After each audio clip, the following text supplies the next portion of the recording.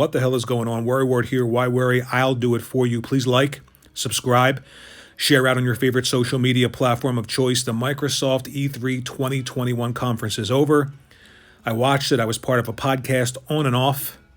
And I say it's a 7 out of 10. Not because I don't like Xbox, but because I don't have an Xbox-centric channel. I don't have a YouTube channel or an online social media presence built up around Xbox. I don't have to tell people what they want to hear to keep an audience. I'm going to tell you what I thought.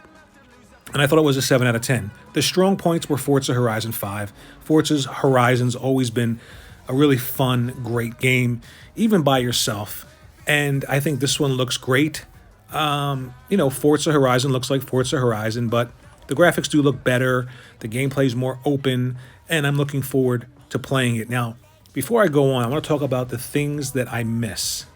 And this is where I feel like Xbox is moving beyond some of us gamers. The emotional connection to character, story, and worlds isn't there anymore.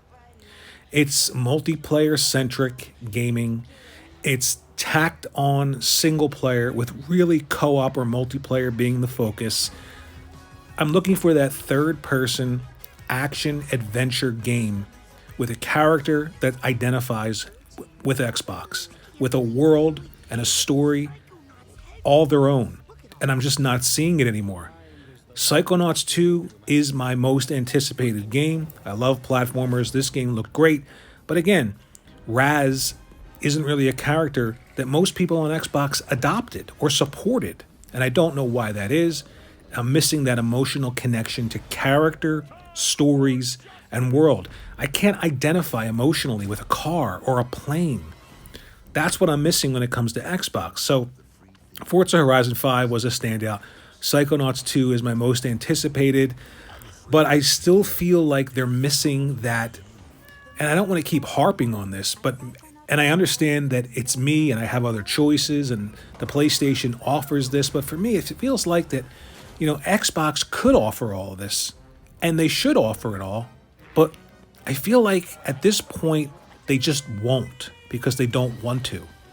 I think they want to rely on third parties to give me those action adventure games.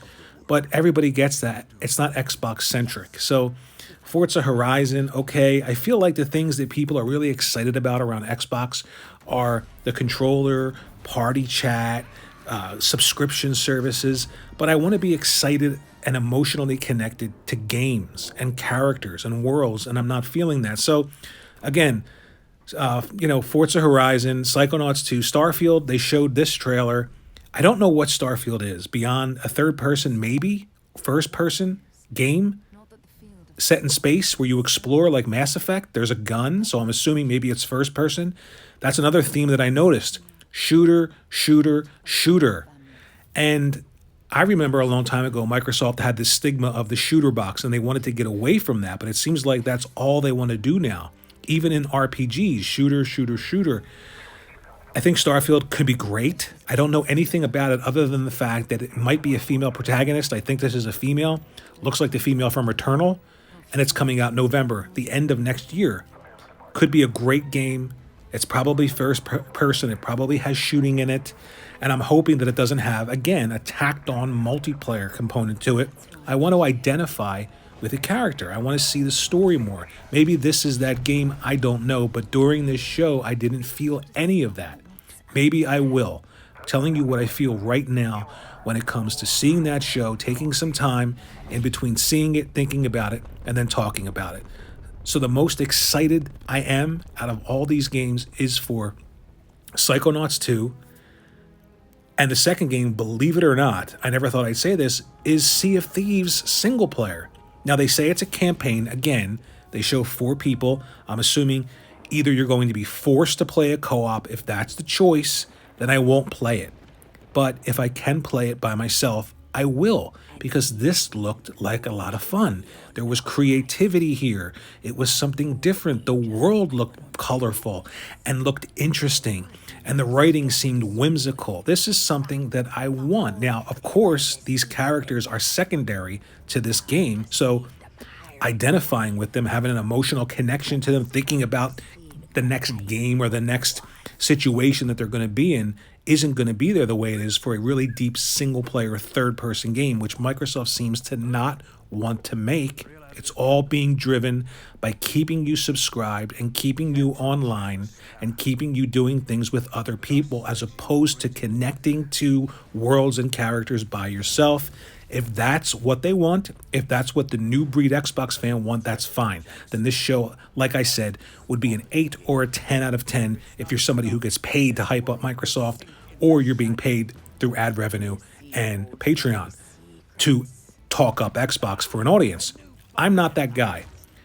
It was a 7 out of 10 for me. Psychonauts 2 is day one. The one game that I came away with excited about going in and then have no desire to play is Stalker 2. It looks like Metro. Horrible trailer, sitting by a campfire. Just not exciting at all. So Psychonauts 2 is a day one. That's coming in August. I can't wait to play that. And then hopefully I can play Sea of Thieves, this single-player campaign with Jack Sparrow by myself. That looks exciting too. All in all, I was a little disappointed. I wanted that third-person character-driven game, that new character that screams Xbox, Microsoft's Aloy, Microsoft's Nathan Drake, Microsoft's Jin from Ghost of Tsushima, Microsoft's Abby from Last of Us 2, something that I could latch onto and get excited about in terms of the emotional connection to a video game, a story, and a world. And I haven't had that for a long time with Xbox, and it doesn't look like I'm going to. Now I have choices. There are more than one system. If you like this game, if you like this show, let me know in the comments section below. I gave it a 7 out of 10. Let me know what you liked. Let me know what you disliked. And I will see you in the next video.